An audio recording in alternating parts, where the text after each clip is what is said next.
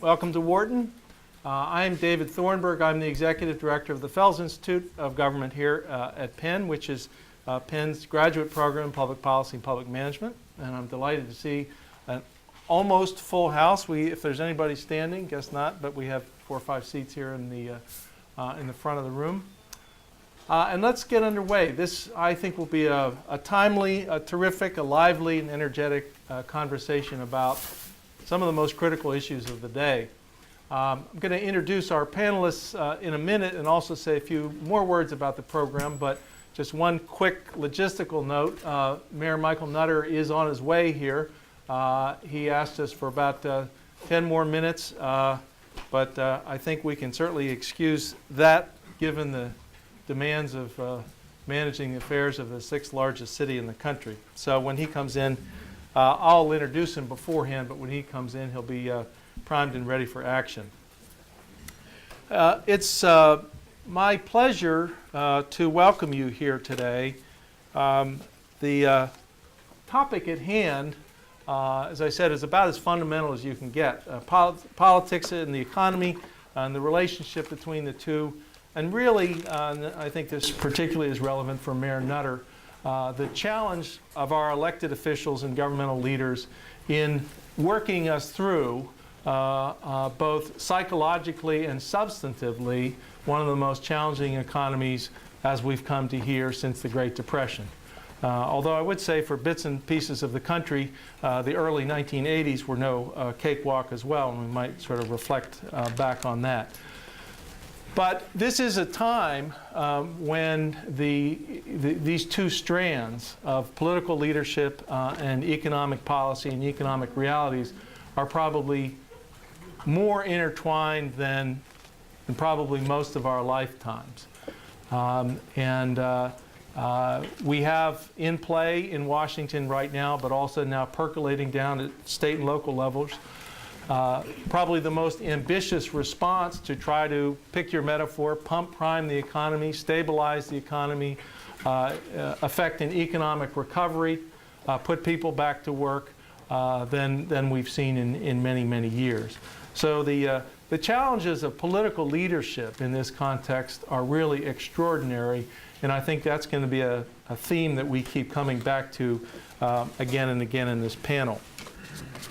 We're really thrilled and honored and privileged to have a top-notch panel here today to talk through some of these issues. And let me give a brief introduction to the two who are here and Mayor Nutter, who's on his way. Frank Luntz is Chairman Emeritus of Luntz and Maslansky Strategic Research. You probably have seen him just about everywhere you turn as a commentator, a so-called pundit, and as someone who is one of the most knowledgeable people in this country about how language and the use of language influences the political debates. Bill Moyers, who's no slouch in that department himself, had this to say about Frank, that he's a magician with a gift for the politics of words and what words best connect with the hearts and minds of the public. He's a master of the form of the focus group and public opinion surveys, having conducted over 1,500 over the years. He works both for political clients and political campaigns and for corporate clients as well. You found out, those of you who came here a little earlier, that he also is a wonderful host, and he served 2/3 of you cookies before you walked in. 2 other little tidbits about Frank. One other description of him I particularly enjoyed, that someone described him as the Johnny Appleseed of language. So not only does he do cookies well, but he certainly sprinkles the world with words that work. The title of his much acclaimed book, Words That Work. It's not what you say, it's what people hear. Then the other note about Frank is that early in his career, he spoke for 24 straight hours as part of the Oxford Union Society Guinness Book of World Records debate. So A, you don't want to get caught in a filibuster with Frank. And B, I suspect if we wanted to, we could just wind up and let him go, and that would be the program for the day. But we're delighted to have Frank here with us. Bob Gardner is founder and president of the Advocacy Group, a San Francisco-based firm specializing in corporate crisis and political communications. As Frank does, Bob has a long and very powerful legacy and impact in the world of communications, both on the political side and in the corporate side. Early on, he was a chief speechwriter for Donald Rumsfeld at the Cost of Living Council. He was one of 4 ad executives involved in Jerry Ford's razor-tight presidential race in 1976. He helped run Dick Cheney's campaigns for Congress. And since then, we were talking earlier, he's been both involved in national level politics, California politics, which is a rare breed unto itself for those of you who live and work out there, and has also been an enormously influential, as someone said, ad guru for corporate clients around the country and around the world. And finally, in absentia, Michael Nutter is the city of Philadelphia's 98th mayor and was elected with an enviable margin of 83% last November. When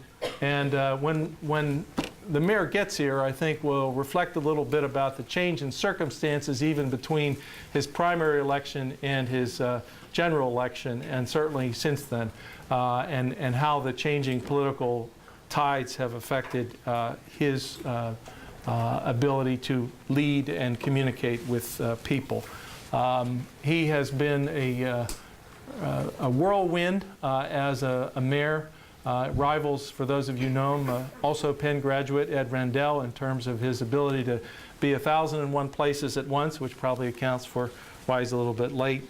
And has really just thrown himself into the job, brought fresh new talent, an enormous number of Penn graduates and Fells graduates into government, and we have enormous high hopes for him. So there's the preliminaries. Let me begin the discussion, and I'm largely going to play traffic cop here because you're really here to hear these folks as much as anything. But let me just throw out a proposition, gentlemen, and if we agree on that one, then we'll go on. The proposition is that the last presidential election turned out to be largely a reflection on the economy, the change in economic fortunes, and an enormous upwelling of desire for need for change. I think I reflect back to maybe early September after the Republican convention, post-Palin, pre-meltdown, when I believe Senator McCain was actually ahead in the polls for a brief moment. And then, as we know, things got really interesting.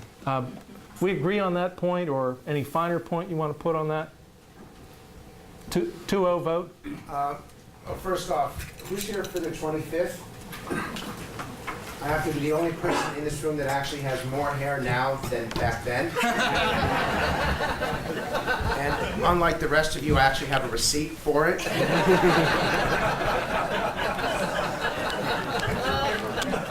I'm looking at Mr. Smith up there. You look like you've lost weight. I found it.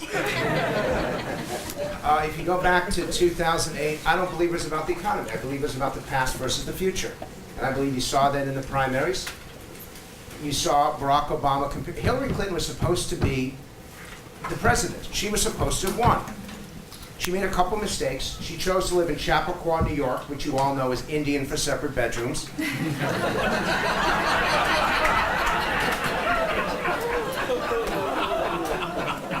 Her husband turned out to have been a nightmare for that campaign. She was so negative, whereas Barack Obama was positive, and he outworked her. He knocked on 300 doors the last day of the primary trying to find the final undecided voters. She knocked on the same 300 doors. She was just trying to find Bill.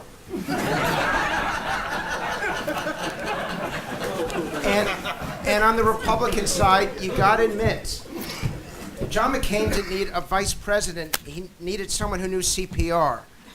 The difference between Obama and McCain was that Obama, this is the biggest spread, by the way, statistically, so I can give you one piece of factual information. By the way, I came here from Nashville this morning. The mayor's coming from City Hall. He ought to fly U.S. Air in the future. Maybe we'll get here faster. And by the way, this did make me feel at home because the mayor is more than 30 minutes late, so I remember my years at Penn when the professors would show up this late. But at least hopefully the mayor won't show up having been to one of the bars nearby. We had the biggest, I told you guys not to invite me. We had the biggest spread, last point is that we had the biggest age spread that we've ever had. And John McCain, if I can grab it here, John McCain could not even operate one of these. John McCain did not know how to use a BlackBerry. You cannot be about the future. You cannot be about tomorrow when the American people were fed up with what had happened. And I'm sure there are a few Republicans here. And George Bush did well, considering English was his second language. You cannot get elected if you aren't representative of tomorrow. And Barack Obama was tomorrow. He was change, and John McCain, an American hero, was still yesterday, and to me, that's what the campaign was about. So more today versus tomorrow rather than a reflection on the economy. Bob, Yeah, what's your all comment? elections are change elections. Nobody wants to do, even if you're running for your second term as an incumbent for president or anything else, it's still, what am I going to do in the next 4 years? It's not, gee, had a great, 4 years can be a good base, but it's always about the future. It's always about change. And that was epitomized by the candidates. By the way, unlike Frank, I am a practitioner of the black arts, but I don't do stand-up. So, and I'm about as prepared for this as I was for my Penn finals. Who says you don't do stand-up? But it was about change, but to your point, McCain was ahead or tied until the meltdown, and had that not happened and had he not performed so incredibly badly during that period, and I have a lot of Republican insider friends who said how well Obama did. They remember they had a meeting at the White House. Both of them were there, both McCain and Obama, and apparently McCain, and that was a closed-door meeting, but apparently McCain was just terrible in that meeting and Obama really shined. And the partisans that are my friends that were in that meeting say that they were really impressed with him and they knew right away that he was going to do it. Yeah. So let's roll forward to today and the Obama administration. Both of you are practitioners of the art of communication back and forth, and I think principle one of communication is you listen before you talk. So start with you, Bob. What's your sense, if you were kind of trying to capsulize the mood of the American people around the economy in particular, and how the president, his administration, and other folks like Mayor Nutter ought to be responding to that mood? Well, in an ideal world, you're supposed to listen before you talk. It doesn't always happen. But in this case, you had this thing that hit that I don't know if very few people saw coming, and if they did see it, they didn't see it in the severity that it happened. And George Bush said, "I don't want to go down as Herbert Hoover," and he matter of fact, the subtext of that is, "I don't want to go down like my dad, who lost primarily against Clinton because he didn't recognize that the economy was bad, or he didn't recognize how the perception of it being bad." And so he took, lots of government action. He delegated a lot to Paulson, for better or worse, and it's been a long time since we've had a really good Secretary of the Treasury, and I would say that included now. But Paulson was the guy, and he was, everybody loved Goldman Sachs at the time. Goldman Sachs was the gold standard, and he turned it over to him, and it became, very un-Republican, unconservative in the interference with markets, but that's what happened, and that's where the ball started. Frank? The public is mad as hell. They're mad because they feel like they played by the rules. They had their jobs. They raised their kids the right way. They sent their kids to college. They assumed that they could invest, they could put money in the market, and that they would be able to retire with a decent amount saved up. And then they start looking at it, and you all, because you guys are Penn people, how many of you have lost at least 20% of your savings in the last year? Raise your hands. Oh, How many yeah. of you have lost? How many of you? How many of you? How many of you? Mayor, how are you?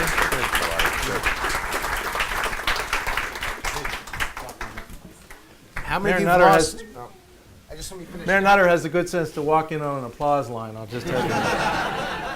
How many of you have lost 30% or more? Who's lost 40% or more? It's Raise like your the, hands at 40%. it's like the Price is Right. Has anyone lost 45%? Did you go to Wharton? What the hell? So when a Wharton grad can lose that much money, you know that you're in trouble. And so the public looks at that and says that I got a raw deal. That's why they hate politicians. That's why they hate CEOs. And they see people in Wall Street, including a few in this room, still collecting your bonuses while they themselves are trying to pick up the financial pieces. And the reason why Obama's done so well is because he empathizes. He is an amazing communicator. You have to give him credit for this. When you look at the two people who went before him, Gore and Kerry, John Kerry looked like the tree that threw apples at Dorothy in The Wizard of Oz.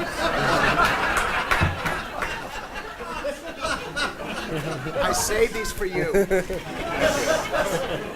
Is anyone here from New Mexico? Is anyone here from New Mexico? Tomorrow is the 64th anniversary of Area 51, where the aliens supposedly landed Roswell, New Mexico. Did you know that exactly 9 months to the day that the aliens landed, Al Gore was born? And so you've got Obama different from that, and so people feel like he's giving them hope, he's giving them opportunity, he's giving them a reason to believe in the future. Mayor Nutter, you must wonder exactly what you walked into. I signed up for this? Yeah, right. This is Friday afternoon of the Improv. Right. No, quite serious. Thought it was Friday afternoon at Steinberg Dietrich. Just to fill you in on, to give you the Cliff Notes version of Yeah. what we've talked about so far. Question was first, what was the election of 2008 ultimately about? Economy, past, present, or past or future? And then my question that you just walked in on that Frank was entertaining us with was the mood out there, what you hear, what you see, and how you respond to that. And you're the one on the hot seat here. You're the, with all due respect to our friends here, the advisors can advise, but somebody's got to decide, and that's you. So, Yeah. in Philadelphia and beyond, what do you hear, what do you see among your constituents, and how do you respond? David, thank you. Brian, thank you. And Frank, I'm not sure. But it's, no, Frank, thank you. I know them both by reputation. I've never met them before, but it's an honor to be on the panel with both of you. I just wish I'd been here from the start. Pleased to be with you this afternoon. Sorry I was running a little late, just coming from an event. 21 people just graduated from a weatherization training program, courtesy of economic recovery opportunities. And it's 21 folks are going to be on their path to recovering themselves in this crazy environment. It's pretty ugly out there. Philadelphia's unemployment rate is now up over 9%. We have law firms laying off lawyers, telling associates, folks who just signed on not to come to work, give them a stipend, and they've told them to go and do good somewhere, and we'll catch up with you next year. Folks were pretty upset about some of the things we did last year. Weren't actually all that excited about some of the things we were trying to do this year because it's a pretty short conversation. We have no money, and there's not a whole lot you can do if you don't have any money. So there's a lot of nervousness out there. Folks are worried about their jobs. I heard the question as I came in about folks with losing their savings. I think it's probably still true that the savings rate in the country, of course, has gone up, not so much because Americans suddenly decided that they wanted to be savers, but that they're worried that they may lose their job, and so they've, to some extent, stopped spending. And they are worried about losing their job, and so they want to hold on to their savings as much as possible. This reminds me, of course, of listening to Colbert one night, who posed the question to someone and said, "Is your money safe or is it in a bank?" I think there's a whole lot of money under mattresses right about now. So it's a tough environment out there. Every mayor across the country is experiencing the same thing. It's tougher to be popular when you're cutting services, closing down programs, and raising people's taxes. It's a lot easier to be popular when you're kind of spending money, making people happy, and life is going along in a happy-go-lucky fashion. So we're experiencing that certainly here in Philadelphia, but we're going to get through it. The Recovery Act and its provisions are going to help us a great deal. But it won't stop us, when I say as mayors, from making tough decisions. President Obama is not sending a check for us to deposit in our treasuries. He's sending money to help put people to work. We'll eventually get their taxes when they go back to work. But in the meantime, we're going to have to make some tough decisions, make some cuts, and tighten our belts. So, Let me take up the question that you alluded to, Mayor Nutter, which is that it's always struck me that a lot of the challenge and opportunity of leadership is creating a sense of confidence in people about their future. And their confidence in the economy, maybe in political leadership, has certainly been tested this last year or so. So let me turn to our advisors here, and then I'll get your thoughts. How does what you say, and what do you say to people that can inspire a sense of confidence? And what do you do? I mean, you know, the job of a mayor and certainly of a president is a good part reliant on your symbolic acts and your presence and your visibility and so forth. So advisors, what would you advise this mayor or this president or governors to do and say that creates a sense of confidence? You owe me some money, we're just settling. If you go back to the Great Depression and you look at the difference between Hoover and FDR, there's a lot of revisionism now about whether FDR's policies really, how much they helped in the Depression versus whether he did enough or whatever. But there's no question that he got the American people through it. He did it by radio. All of you remember radio? That used to be. And his fireside chats. And he inspired confidence. And he inspired the fact that we could look to the future, and the future would be better than it is now. And that, I think, is largely responsible for his legacy and for getting us out of the Great Depression, as opposed to some of the policies. Now, Hoover was a downer, a dour guy. He could make the trains run on time. He was a very, very good Secretary of Commerce before he became president. But he had no ability to inspire confidence with the American people. And Roosevelt was just the opposite. At the present time, Barack Obama is absolutely terrific at that, I think. And he's no question in my mind that he's the right person for the job at the moment. And whether the policies will work is something else. And I think Frank would confirm this. In most pollsters now, there's a Barack Obama has huge approval numbers. I don't know what, 60, 70, something like that. Very high for this period in post 100 days. But the policies aren't doing so well. There's a big gap between I agree with his policies and I agree with Barack Obama as an inspirational leader. So it's very important. Obviously, the gap can't get too big, or it catches up with you eventually. But right now, he's doing great. Frank, let me just push you a little bit, because you're a word guy. You're the word guy, and I want you to get a little more granular, to sort of dip into your bag of words as you would advise a mayor, a governor, a president. And what are the words that you use? I look at the difference between Obama and Joe Biden, the senator from nearby Delaware, vice president. Obama is always talking about what's going to happen, what good things will happen. It'll take time over the months and years to follow. Biden tells everyone, don't go out, don't be in an enclosed place. Biden is the reason why Amtrak created the quiet car.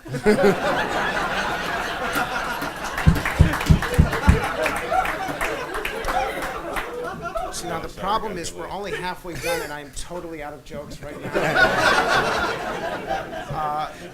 I'll give you a word, and the word is imagine. It is the most powerful word in the English language, because imagine puts the communication in your perspective rather than ours. If I asked you to imagine the American dream, a friend of mine over there, Brian Becker, who was the Quaker when I was here, his son will be going to this school starting in the fall. For him, the American dream is that his son gets the chance to attend this incredible institution, which is, by the way, so much better than we were here. So you have no idea. And one other point, this institution is bankrupting your parents, so you better be. So that imagine is all in your perspective. Imagine the American dream. Imagine life at perfection.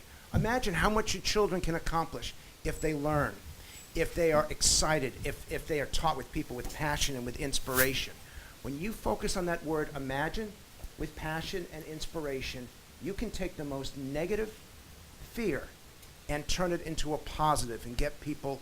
And this is where, frankly, Barack Obama is so good. His speech at the convention was remarkable. And I'm supposed to be on the other side, and I'm tearing up during it because of the symbolism and because of the power. And he also used a word, the negative word. He described all the things that George Bush had done, and then he said one word to end the conversation, move towards the future. Enough. He said enough. And everyone, 95,000 people all looked at each other and nodded. That's the power of language. A single word communicates so much more than tens of thousands of words. Mayor Nutter, you, I would guess, have this challenge day in, day out, 8, 10 times a day. Easy. Communicating to constituents, your former colleagues on council, state legislators, communication one-on-one. So how do you think through that challenge these days? It was interesting listening to our two advisors about the gap between how people feel about you personally and what's going on in the current situation. I've experienced some of that myself, and you're absolutely right. You don't want the gap to grow too wide. But what I've apparently gotten good marks for from the public is that not only do they believe that I'm honest, but also that I'm tackling the tough issues that have needed to be tackled for some time, but have been pushed off by others. And so there was some poll done by someone. The public has figured out that, at least here in Philadelphia, that I did not create the international economic crisis by myself. And so, I get, in this particular case, you want very low marks for, is the mayor responsible for the economic situation in Philadelphia? I mean, it's like, 2%. I'd love to meet them, just so I could query them as to what do you think I did, and then higher marks for either personality or just taking on the tough issues. No one's going to like many of the things that we have to do, and so a lot of our communication has been around this is where we're trying to get to. We believe that the next year or two, year and a half or two, are going to be very, very tough. This is our plan to get to the other side of this. These are the steps we're taking right now to deal with it. We're not asking anybody for any more money.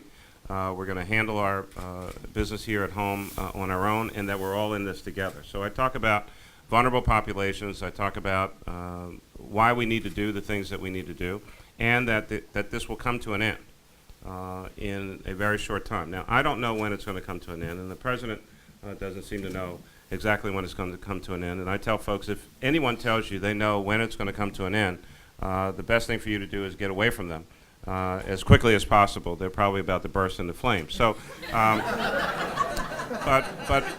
you have to give. I think you have to give folks not only a sense of the vision, but some definition to where we are. How long do you think it's going to last? And your actions are built around a certain amount of time frame. And ultimately, it is again about the confidence that you have to exhibit that you know what's going on, you have a plan to attack it, and the future is going to be better. But we have to stick together to make it happen. I mean, that's a lot of the Great. conversation I have. We have to, as we're talking about language and mood and tone, we have to talk about what seems like a more and more endangered species, and that's the Republican Party. So my question particularly to Frank and to Bob, because Mayor Nutter, there are probably 2 more Republicans on this panel than maybe you've seen in the last 6 weeks or so here in Philadelphia. Yeah, So you can take a bye I on this. I noticed you like. had to import some.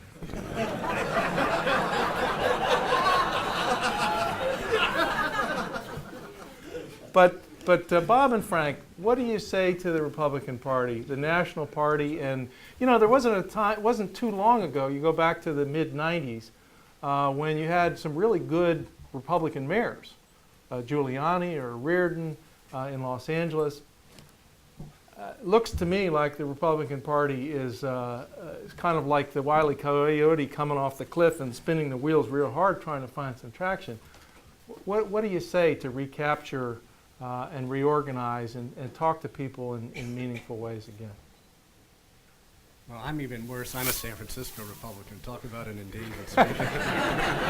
Actually, to make it even We're worse, 4.5 to 1 here, if you can beat that. I'm a San Francisco Jewish Republican. We vague. Right now, the party's going through the same kind of turmoil that all losing parties go through when they get wiped out two elections in a row. Soul searching, which way do we go? I just moved to a new house and I'm cleaning out all my memorabilia, and I found an op-ed page from the Washington Post that was done in 1977. Actually, I'm not even sure they called them op-eds then, but it was just after Carter was elected, and Carter had overwhelming majorities when he was elected in 1976. And on the editorial page, the first half was, now that the Democrats have responsibility for everything, the House, the Senate, the presidency, what are they going to do? The bottom article was about which way for the Republicans, left or right. Now, things don't change very much. And when the Democrats get wiped out, they go through the same soul searching post-McGovern. That led to ultimately to the Democrat Leadership Council, which was a group of centrist Democrats about bringing the party back to the center, and that's where Bill Clinton emerged and so on. So right now I would say we're leaderless. We're going through which way do we go? Conservatives, certainly talk radio thinks that if McCain had only been more conservative, that he might have won, and we've got to stick to our principles. Then there's the big tent school that says, this is crazy. That's, the moderates and the 3 that are left in the Senate, or 2 now, I guess. We took one. Yeah. Yeah. He'll be back. 10 little Indians. But so do we? We just got wiped out, and Frank can talk about this forever, but demographically in the last election, young people, minorities, and so on. I mean, it doesn't look good for the future, but again, the biggest wipeout that I can remember, which was in 1964 when Goldwater ran against Lyndon Johnson, and that's when, Republicans first stuck to their conservative principles and lost, 47 states or something. 4 years later, we had the White House. So I think the future it's a pendulum, and right now the Democrats have it, but, I'm not that worried about what's going to happen in the next 20 years. Right? I don't know. I look at, and this is where I'm going to get into real trouble. I look at the Republicans who ran for president and those who are the leaders. Newt Gingrich became so unpopular, the Unabomber had a higher favorability rating than him. Mike Huckabee reminded people of Ned Flanders on The Simpsons. Mitt Romney looked just like the guy in the Levitra ad. Are you on Levitra?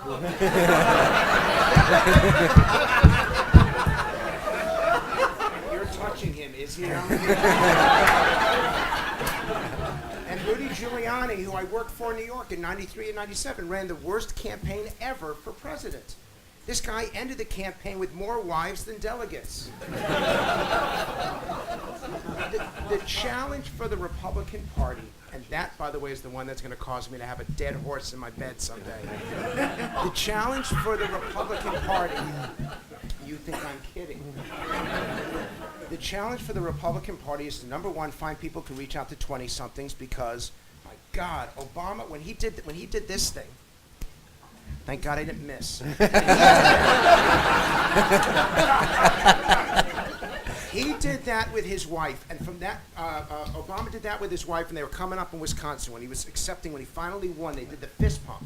First off, Fox News, one of the Fox News commentators, which I work for, and I'm very proud of, but one of them said it could have been a terrorist symbol. What are you, a moron?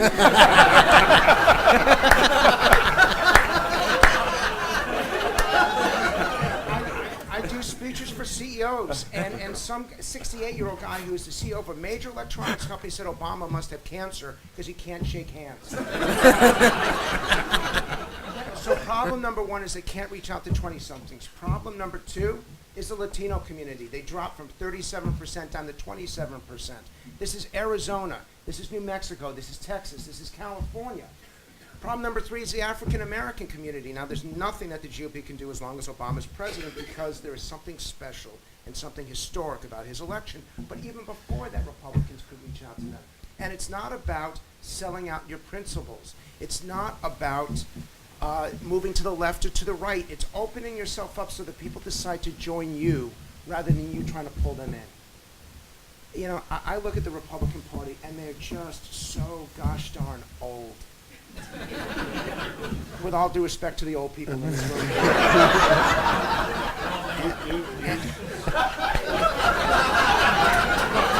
I think, you know, I've never seen someone self-destruct so quickly. I think you've now insulted everyone in the room, and I've only been here 15 minutes. I mean, what were you doing before I got here? I was criticizing you for being late.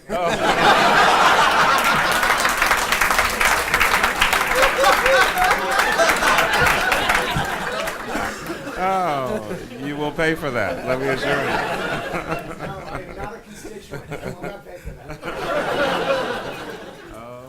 Well, let's see, guys. Let me pick up on Frank's. I'm trying No, just my what you're best sitting. here. Let me pick up on Frank's last comment, one of the several laugh lines. No, this question of the let's call it the youth vote shorthand. No news to anybody, no pun intended, that the so-called legacy media is virtually gone in that segment, right? My kids don't listen, don't read the newspaper, don't listen to the radio. If you look at the numbers, nobody in that demographic does. So how's that changing the job of communicating to for elected officials and for you, those of you that advise them? What do you say? How do you make your choices? Where do you spend your money? I mean, there are pockets where, you know, probably Philadelphia being one of them, where still a lot of people watch network television and listen to the radio and so forth, but it's, you know, the Inquirer filed for Chapter 11, and that's more to come. So what do you say? How do you make sense of the tools at your disposal? Jump ball. I think if you go back to television as the driver, which started in actually in the Eisenhower-Stevenson election of '52, when television first became a factor. But it was always network television. I mean, if you didn't get on network television, the big three, you just weren't on. And of course, the viewing habits of this country have changed so much. So it went from network to spot television to cable to to alternative media, and yet. Television certainly is not dead. I mean, the internet's extremely important. It's certainly a great fundraising tool. We'll see how Obama uses it to rally his base on important issues, because he's got just an enormous database there. But you know, I think every campaign advisor is still saying that if you can't raise the money to get on television, don't bother to run. Frank or Mayor Nutter? I want to own the web. 13 million email addresses Obama has, and it's still growing. Republicans have 1.5 million.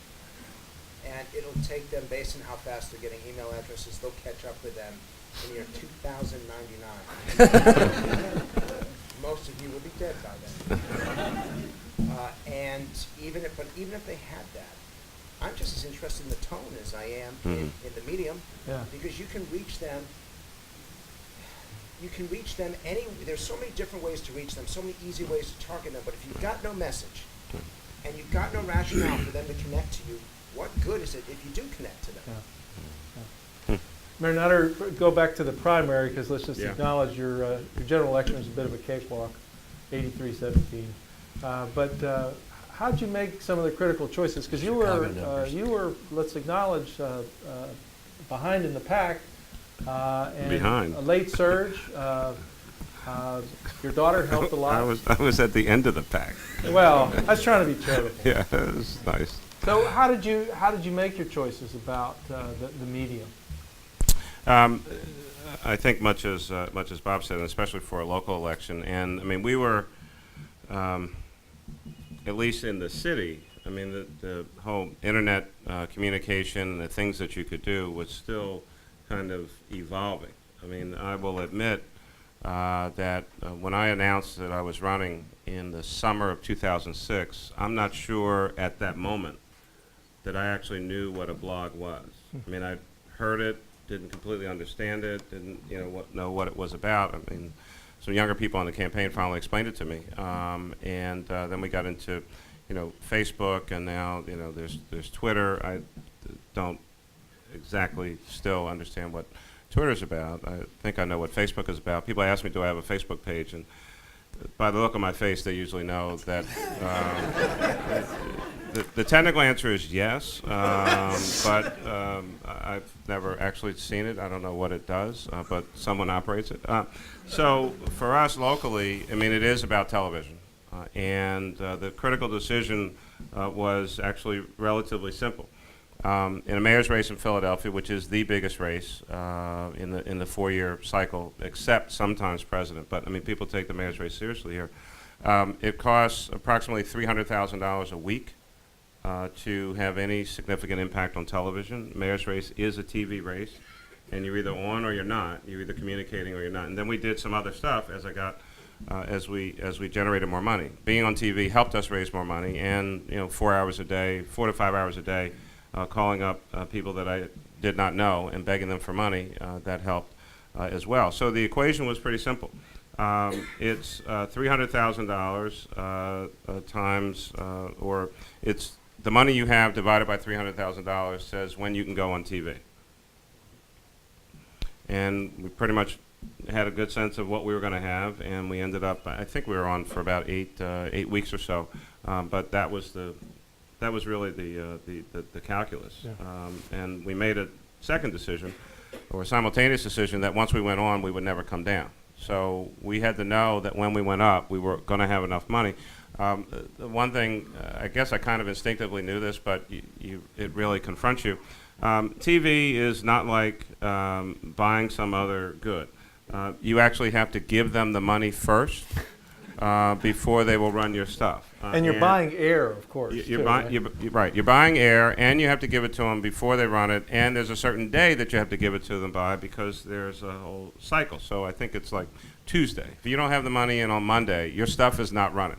You can be a nice guy. I have a lot of money. You know where I live. Doesn't matter. Wired in the account, we run. No money, no ads. So, it's pretty straightforward. And at $300,000 a clip, it goes pretty quickly. We had some great ads, but I also worked pretty hard too. The networks are still trying to collect from Hubert Humphrey's. Is that why they're so stringent? Yeah. Okay, so it's let's Triple H's fault. Let's double back to the kind of the economic side of the equation for a second.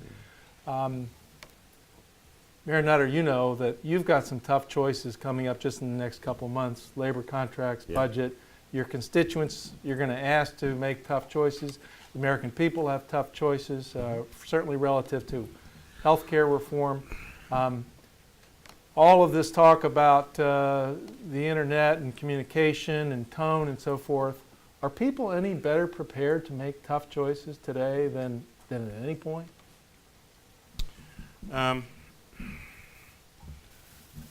What I can tell you is that when I announced, I had the. It's really kind of crazy when I think back on it. We were in the moment, so we didn't. There was not much we could do about it. I announced back last September. We didn't know how bad things were going to get. I mean, I think that the economic crisis, absolutely, this is my opinion. These guys get paid for their opinion.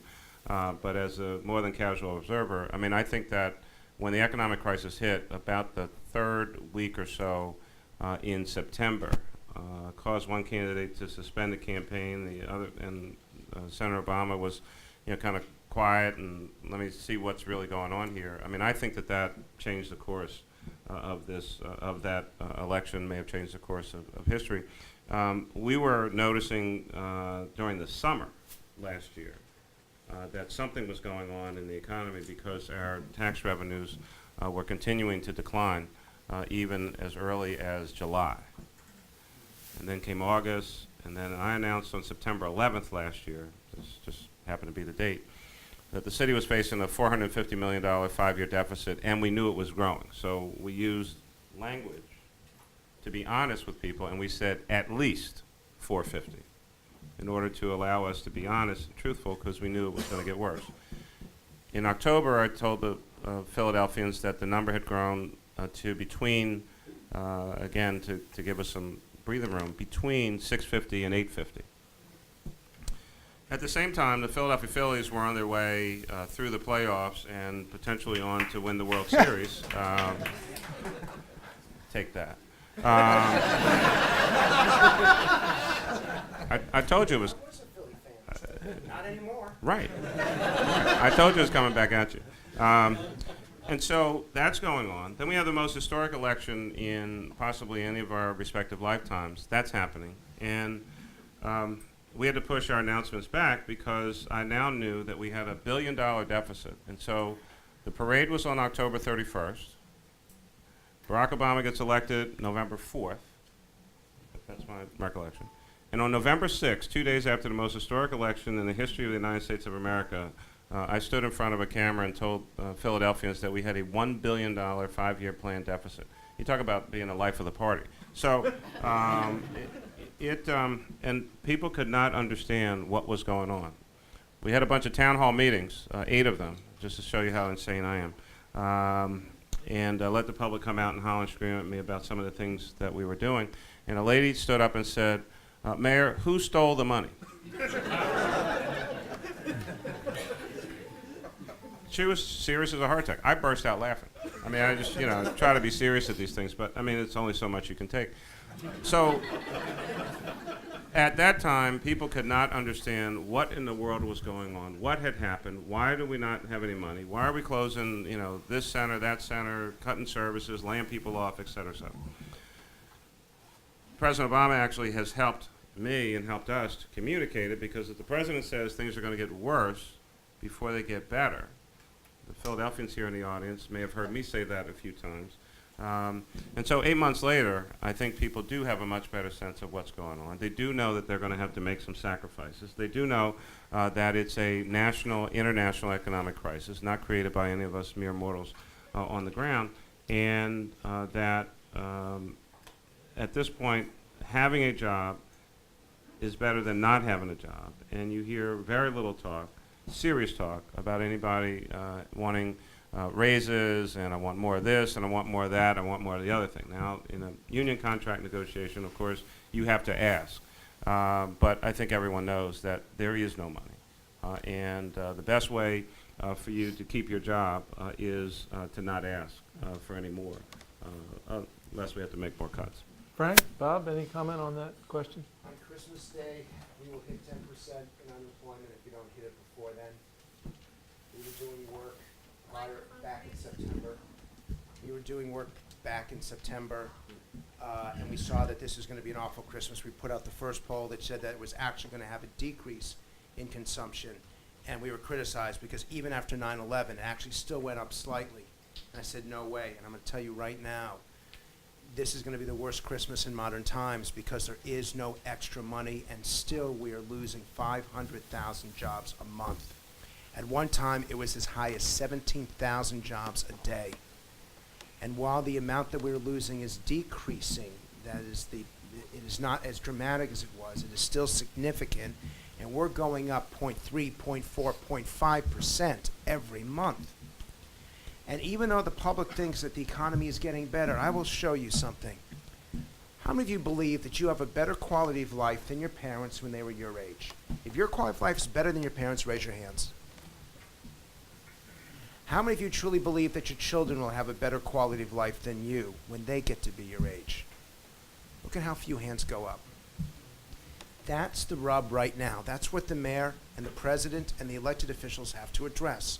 For the first time in American history, the sense of intergenerational improvement has been broken.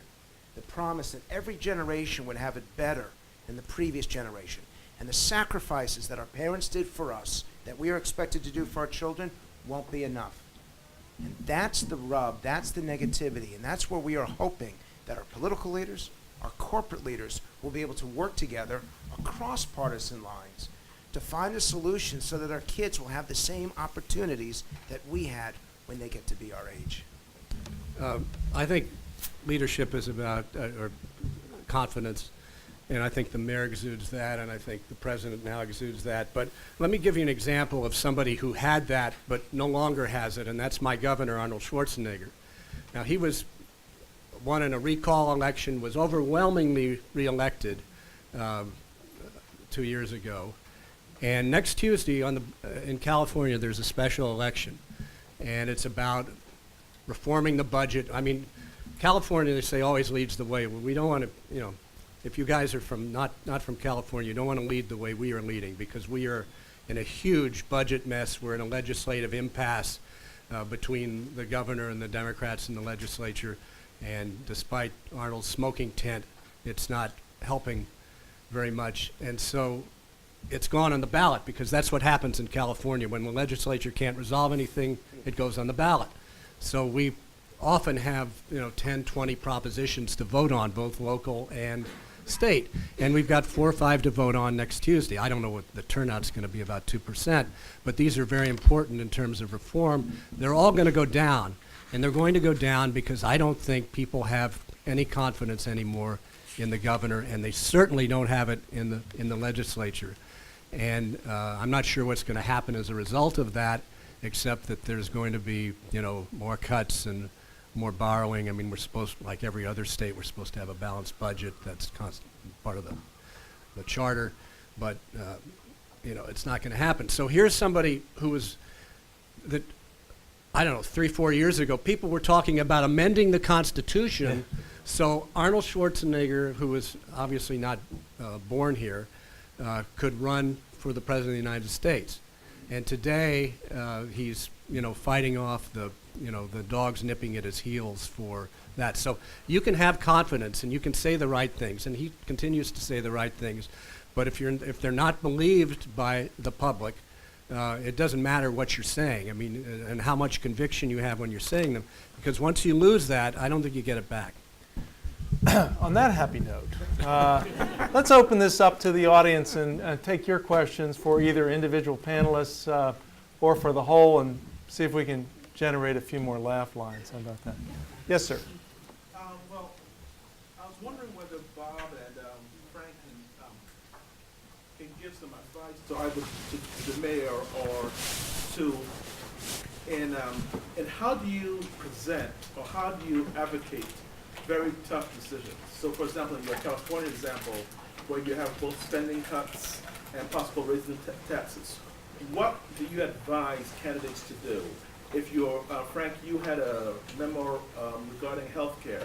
It's been that you were on the other side and you wanted to present those difficult choices. What type of wording, what type of strategies do you give elected officials in doing things which are simply unpopular? The first thing you do is you look people straight in the eye. It's one of the things that's very tough because I absolutely refuse to have notes whenever I do presentations. And it means I got to keep trying to follow it in my head. But I want to make sure that I'm always looking everyone in the eye, not reading something. You know, Obama reads a teleprompter really well. You feel like he means it. John McCain, Stevie Wonder reads a teleprompter better than John.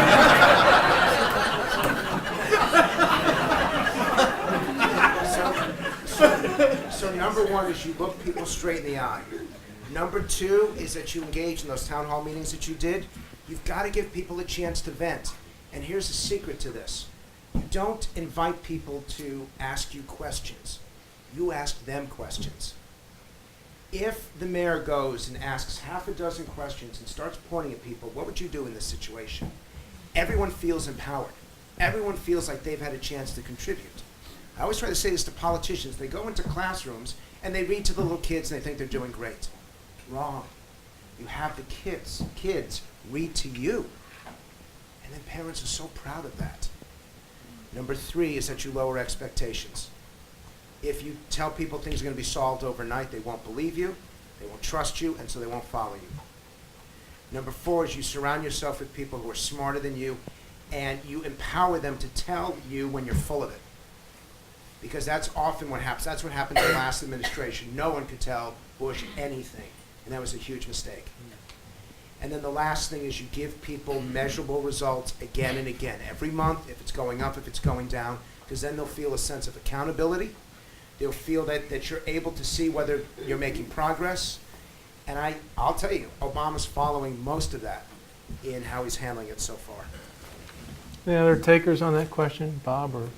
I think great political leaders have an ability to frame and simplify the issues. And a lot of these are complex. I mean, the California issue that I referred to is a very complex issue. It's not as simple as solving Social Security, which is either to cut benefits and raise taxes. Those are really only the two answers. It's much more complicated than that. But the people that are really successful in the political business know how to do that, whether it's instinctive or learned. But that's what makes them stand out from the crowd. See, yes, sir, here. Mayor Nutter, Frank's book talks a lot about the difference between words that are spoken and then words that are heard, and the difference there. You have a very interesting regional situation where you have a city, but you have the suburbs that you don't need them to vote for you, but you certainly need their support and their cooperation. When you're speaking, how conscious are you of the difference between the way city people hear what you say and what suburban people hear what you say? I'm very conscious. I assume anywhere, I assume if I'm speaking first of all, anywhere I'm speaking in the tri-state area, I assume that everyone in the tri-state area at some point in time, if they want to, or if they just happen to be walking past the TV or see a newspaper laying out, I'm always speaking to the region whenever I'm talking. And I spend a lot of time in the region. I was in Delaware County just the other day. I'm trying to form modeled on what Mayor Daley did in Chicago with the Metropolitan Mayor's Caucus. I'm now trying to form a Metropolitan Caucus of the leaders of Bucks, Chester, Delaware, Montgomery counties, and Philly. So I always assume that I'm speaking to the region when I'm talking. And more specifically, it was one of the reasons, although I thought it was a bad policy idea in the first place, it was one of the reasons why I was so against raising the wage tax. To solve our problem here, because not only was it a tax on Philadelphians who don't need that kind of circumstance, it was also a tax on all of our suburban residents who work in the city. And so as I'm in the process of asking Harrisburg to give me relief with regard to raising the sales tax or pension fund relief, I'm also inadvertently taxing their constituents at the same time. Not a good political situation for me or for us. So I'm always assuming that I'm talking to multiple audiences at the same time. By the way, it's not just words, it's also visuals. And one of the things we start to look at is the power of the visual. When Barack Obama did all of his primary nights celebrations, even the ones where he lost, what we found is, because we studied what people looked at, we studied their eye patterns, that they would spend almost 80% of the time looking at the faces behind him and only 20% looking at him. And it really looked like America. It looked like a genuine rainbow coalition. The most powerful visuals are either people or things that promote pride and patriotism. The number one in this country right now is the Statue of Liberty. When people see it, they think American pride and patriotism. Where is the Statue of Liberty made? And yet we think it is American. And she's, got one arm up with the torch. When I think of the French, I kind of think so.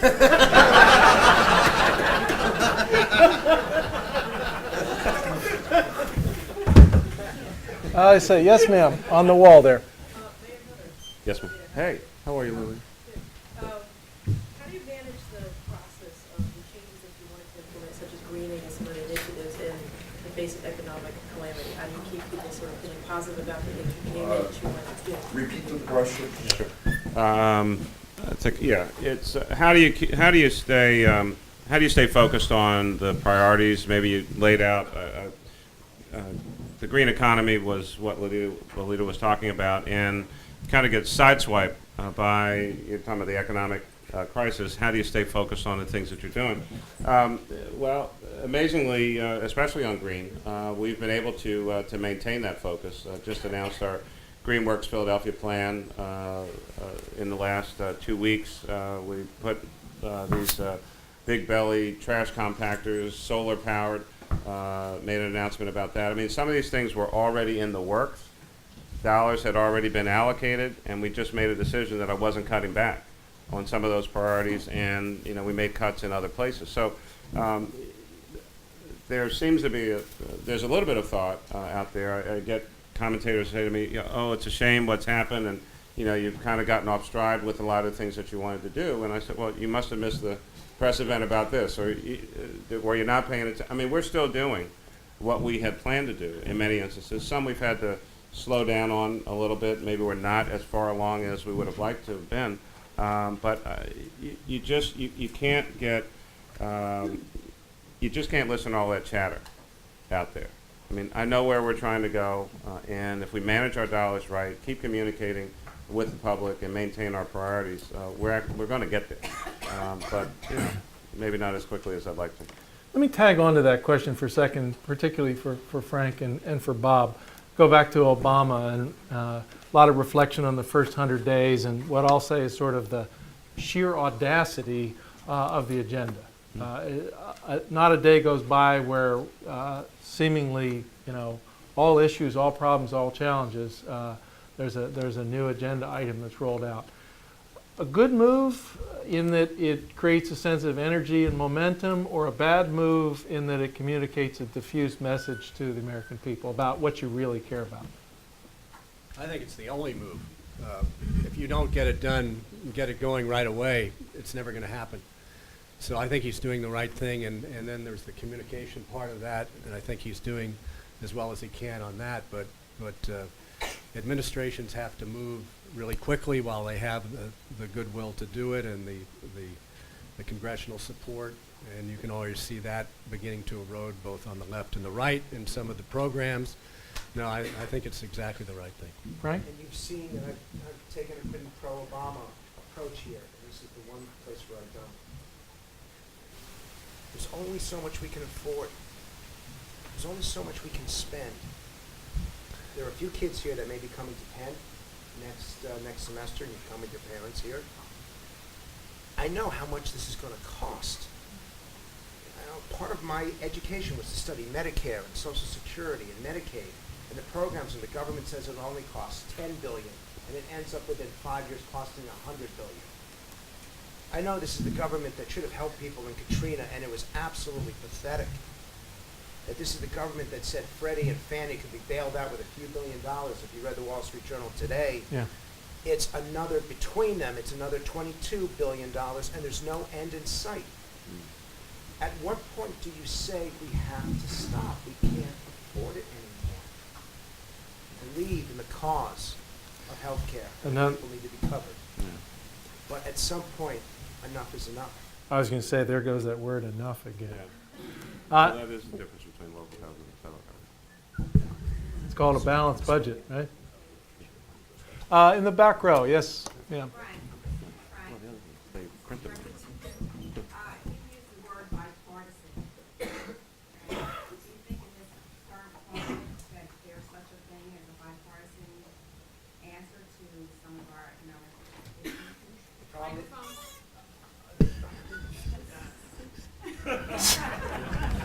not used to that. Yeah.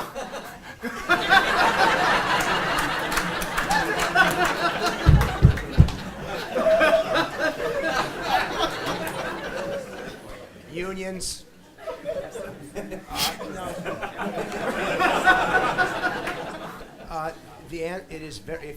They say if you drive, if your politics are how you drive, and you politics in the middle of the road, you drive in the middle of the road, you get run over on both sides. It is really hard. Republicans get jammed by Rush Limbaugh and Sean Hannity and Glenn Beck if they say something nice about Obama. If the Democrats say something nice about a Republican approach, they get jammed by MoveOn.org and other organizations like that. It is so hard, and sometimes mayors are freed from having to play that game. But there are so few people that have, and I'll give one example who I think is one of my favorite people in politics. I'm very fortunate to have known him, and I'm proud of him, and that's Joe Lieberman, senator from Connecticut. He almost lost his career over it, and we'll see what happens in his reelection campaign. No, we talk bipartisanship, but that's not how it works in Washington. It's not how it works in any state. Ask Ed Rendell. There's no cooperation here in Pennsylvania. In the city government in New York, there's no cooperation. And it's sad, because in the end, we're more interested in scoring political points than we are in getting the job done. Oh, let's see. Yes, ma'am, back here. I think that politics is always related to the economy, and that people, the majority of the populace is willing to be lied to as long as their house value is going up and their retirement looks secure, and they think that their kids are going to be upwardly mobile. And when the bottom falls out of that, that's when everything changes, and that this is the time for honest leaders, not politicians so much as leaders who are willing to say, this is the way it is, it's going to be hard, we're going to get through it together. And I think that there's a lot to be said for leaders who have come up through the meritocracy, who understand, like Mayor Nutter, like President Obama, who understand the ramifications of their decisions on people's lives, and yet are still willing to make those hard decisions, and who are smart and well-educated. And I just think that this is a very special, unique time for leaders that we are very lucky to have. Okay. Thank you. I appreciate the compliment. And the flip of that, and kind of a little bit of what Frank said a second ago, kind of the different kind of town hall meeting. I mean, what I've been confronted with is people have told me, I mean, this is a little bit of the, Jack Nicholson, I'm forgetting the name of the movie. No, 5 Easy Pieces? No. Tom Cruise and so Few Good men or women. People said, I ran on reform. I ran on, we're going to clean up the government. We're going to, operate with integrity, transparency, and openness. We did that and almost got our heads taken off. And so folks say they want us to tell the truth. And I'm going to tell the truth anyway. And then you end up suffering, to some extent, the consequences, which is a reminder to all the other politicians or elected officials why maybe you don't tell the truth.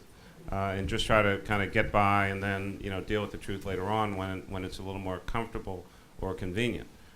So folks say they want to hear the truth, but when it really comes kind of raining down on them, they go berserk sometimes. And so there's a tension there, and you're always trying to figure out, I want to lay out the situation, but if you're really worried, fortunately for me, I quit my job once to run. I left city council, went out on this, big limb, 5th place for most of the campaign. If something were to happen, I think I have some skills. I can find another job. A lot of folks in public service, I'll just kind of say it here. It is absolutely the best job they're ever going to have in life.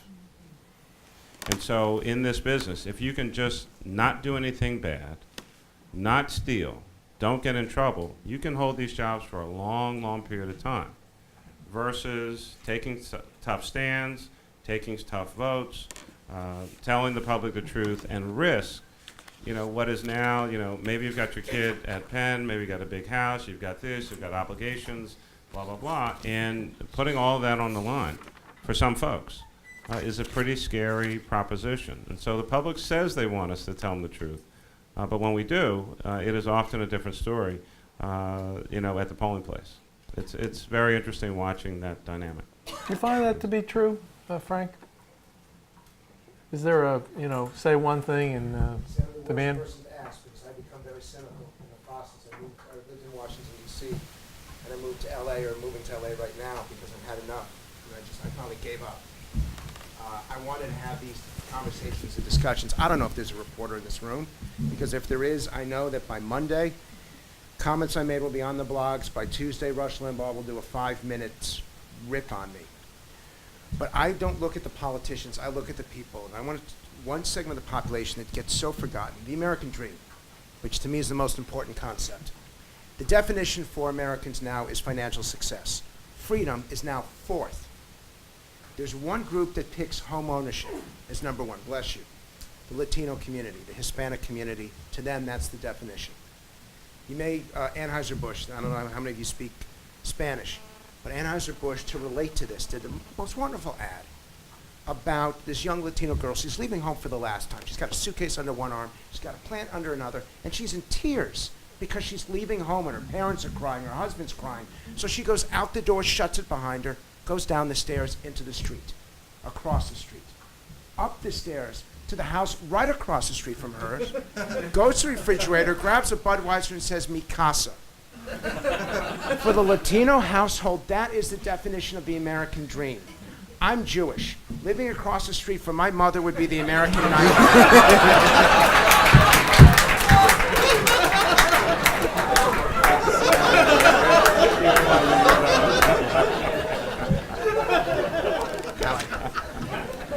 Too much. Okay, I'm watching the clock. I know you all have lots of folks to catch up with coming up to cocktail time. I'm going to take one question. I know you've been wanting to ask one. Mr. Mayor, you've never been a member at any time of the Federal Reserve Board of Governors, correct?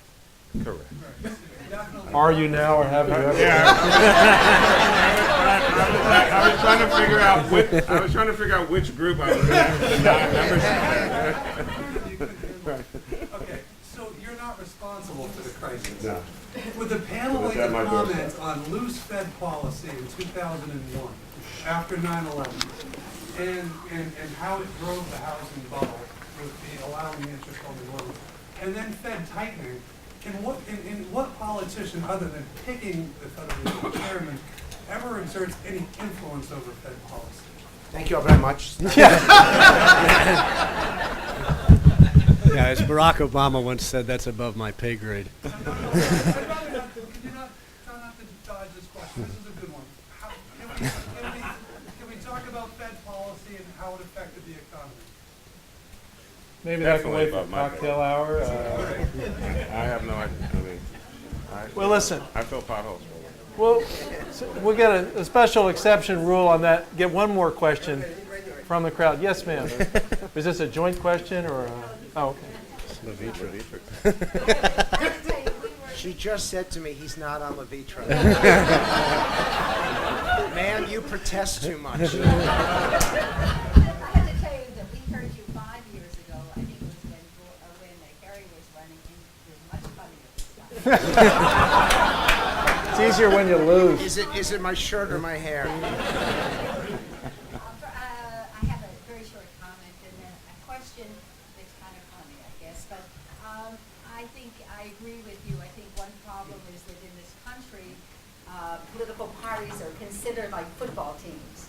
The people who support them like football teams, and the end goal is to win. And I think considering the change in the configuration of this country in the next 50 years, I will not be here, and even Levitra won't change that. But in 50 years, especially because of the emergence of China and India, this country is going to have a different face. And I think it's a shame we don't have politicians who can get together and long-term plan for this, especially for the future. But thank you. Now I'm going to run. question is, I hope you don't mind this question, but when I heard that Sarah Palin was going to be the vice presidential nominee, and especially after I read more about her, I thought, somebody is trying to throw the election. And I really want to know who, I mean that, I really know in my mind what their goal was. Who chose Sarah Palin? That's a serious question because I don't believe it was John Kay. The Federal Reserve.